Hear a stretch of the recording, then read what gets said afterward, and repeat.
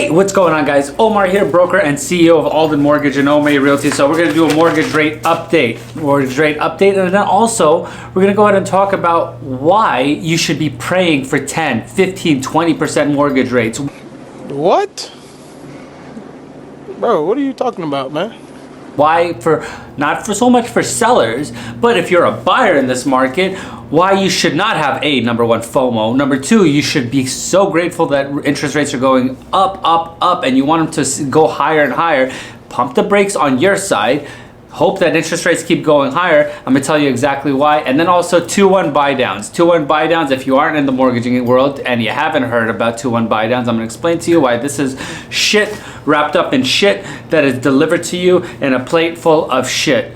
Or can it be really good? I don't know. Let's go ahead and get on with it. But mortgage rate update, we're going to be pricing out 10 different mortgaging products. And by all means, if you are interested in any one of these mortgaging products, 50% commission rebate, because nobody else does that. 50% commission rebate on purchasing your next house, or 0% listing on selling your house. Link in the description below. But let's get on with the mortgage rate update as of 10/7/2022. By the way, happy Friday. 10/7/2022, 30-year fix will be sitting at 6.25. 15-year fix will be sitting at 5.24.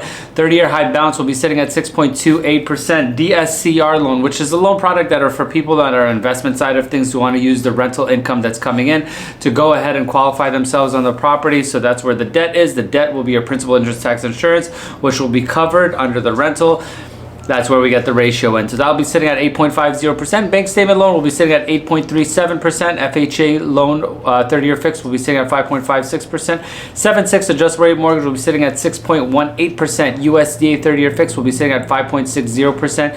VA 30-year fix will be sitting at 5.54%. And hard money fix and flip will be sitting at 9.75%. You see a distressed property, you want to go ahead and make a little bit of buck on that, and you want to go ahead and get that all dialed in. Now that loan product will be up to 85% loan to value, so all you need to do is bring 15% to the table, and then we'll get another loan to go ahead and cover the whole 100% of the total rehab costs, as long as the numbers that we have reflect what is going to be, what's the ARV, the after repair value, and we want to make sure everybody's going to make some money. You make some money, the lender makes some money, everybody is going to be happy, hunky-dory. But let's go ahead and get down to some of the most common sense things, okay? Why should everybody be so grateful that interest rates are going high? Now, FOMO seems to be a really big thing. Like, a lot of people, especially millennials, people my age in their later 30s and their early 40s, people even in their early 30s, everybody wants to jump on this whole like bandwagon of trying to purchase a house. Listen, the only time in a panic situation where you make a good decision is never, okay? Unless you're about to die and you have to do something in a panic situation. But financially, in a financial position, being panicked and being wanting to do something that you have to do, you have to get into, you have to go ahead and get into it. Don't do that. Just because your neighbor bought a house, your best friend bought a house, and they got married and they're gonna go ahead and do this and this, like, oh, let me go ahead and start my life and do that. Don't get caught up into this whirlwind of just idiocy. So here, let me give you some basic hard facts. The cost of ownership in the last 3 years has increased by 76%. The total market in sales has dropped 26%. Now, if interest rates go up, which they are going to go up again, the Fed fund rate is going to hit, I think it's going to go up in November and December. Don't quote me on that, but it's going to keep going up more and more because they want the housing to go ahead and take a tank. Now, hedge funds is one thing, okay? Hedge funds have gotten into the real estate game. Now, because hedge funds have gotten into the real estate game, that means that the total amount that home prices have increased is also a little bit based off of what they've done. Now, majority of our business, because I am a real estate broker and a mortgage broker here in the state of California, a lot of our business has come from hedge funds. So if we have a house, we can't sell it, we call a hedge fund and say, hey, listen, you guys want to buy this property? We give them some bullshit numbers, and then they go ahead and purchase the house. And because they don't know, hedge funds, they're not as smart as people think that they might be. We give them a few overinflated numbers, get it appraised for a little bit higher on what it's supposed to be, and then we'll go ahead and go from there. So for instance, if, I'm going to post this little scenario up, if you want to go ahead and purchase a house at $478,000 versus $600,000, Now, if the scenario one that I have posted up here, scenario one, that'll be 75% loan to value. Your total equity investment, the total money that you're going to be putting into off of a $600,000 house will be $150,000.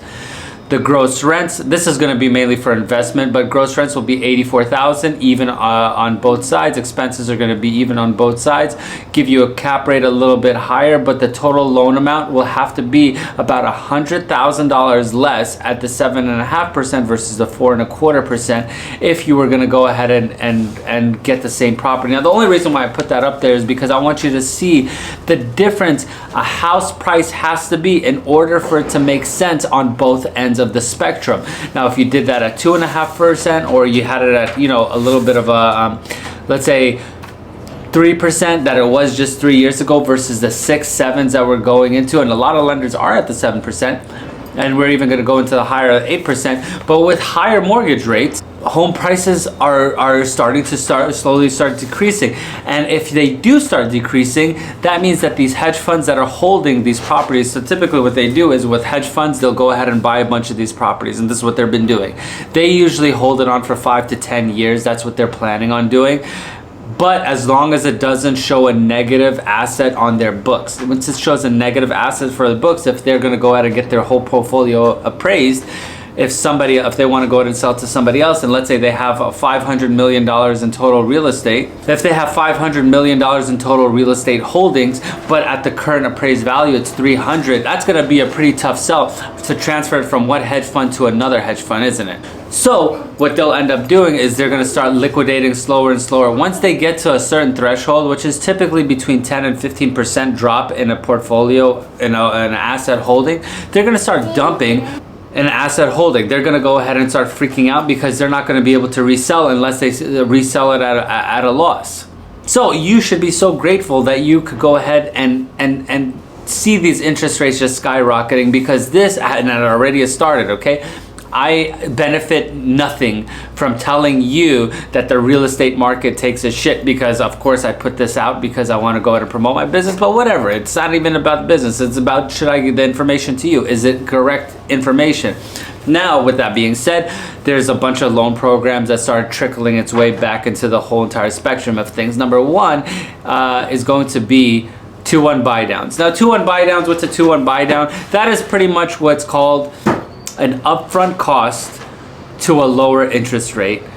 So, for instance, if you are going to go ahead and get a 2-1 buy down, for the first 2 years of your payment, you're going to have, let's say, for instance, hypothetically, right? We're at, what's our interest rates right now? We are at 30-year fix, we're at 6.25. Okay, so you're at a 30-year fix at 6.25, but we're going to go with FHA because it's usually piggybacked off of an FHA, but you are at 2-1 buy down. If the 2-1 buy down of 5.56, you get qualified at 4.5 at 3.56%. So your first year, you will be at 4.56 or 3.56. Your second year, you're going to be at 4.56. And then after that, you're going to be at your 5.56, depending on where the rates are at that given time, as of today, as of right now, as of just like, interest rates change all the time. Then you're going to go ahead and stay at your 5.56%. Then what is that going to do? You're like, how the hell does that even work? Well, you get charged an upfront fee. So you're going to go ahead and be more upside down on the house than you already currently are, because chances are you're putting about 3.5% down and it's not really that much, and you're just trying to go ahead and get into a house as best as you can, anticipating, a lot of people anticipate that the prices of their home is going to go ahead and increase, their total income is going to go ahead and increase, and then you're probably going to ask, well, then how does that benefit the seller? Well, the seller could ultimately end up selling you a house for more than what they actually intended to go ahead and sell it for. So for instance, if you are in a kind of the market we're in right now, is why this 2-1 buy down is so like sought after. Instead of a seller decreasing the amount that they're going to sell the house to you, they're going to capitalize on this 2-1 buy down, because they're going to go ahead and tease you with that initial interest rate at 3.5%, which is going to look amazing to you, because you're like, okay, well, they're going to get their $600,000 instead of reducing the price or giving any seller credits, and then you're going to get hit at the end because you're going to have to pay all that interest accumulated over the 2 years into a lump sum upfront cost that is just going to get tied into your loan. Not only that, if you get that, then you're going to have to also have upfront costs on an FHA loan, which that's another thing, which then is going to increase your total APR. That is another thing. So even though we're at 5.5%, you might actually end up paying 7% on your total annual percentage rate. So you see how this is kind of like a dwindling thing. Like, this is just not a good thing. Now, if they decrease the cost, or you're with a new home builder and the new home builder is going to go ahead and front that upfront cost, they say, okay, it's going to cost you about $10,000 on this upfront cost to do a 2-1 buy down. Well, we'll give you the $10,000. No problem, as a credit, as a concession. We're going to go ahead and give you that $10,000. Well, then that'll kind of work. But majority of people aren't doing that. They're using this 2-1 buy down just to go ahead and make sure the seller gets the asking price. The buyer ends up getting screwed in the long run. And then here we are hoping to go ahead and refinance, and you can't, because as long as interest rates start increasing, home values are down, your house will not appraise for what it's supposed to go to, and we're all stuck in this really, really shit sandwich show. Well, that's going to be all for today. If you like the content, please consider liking, subscribing, commenting, all that other stuff for up to 50% commission rebate, 0% listing on selling your current home, or any mortgage assistance. Link in the description below. Until next video, guys, I appreciate you watching. Peace.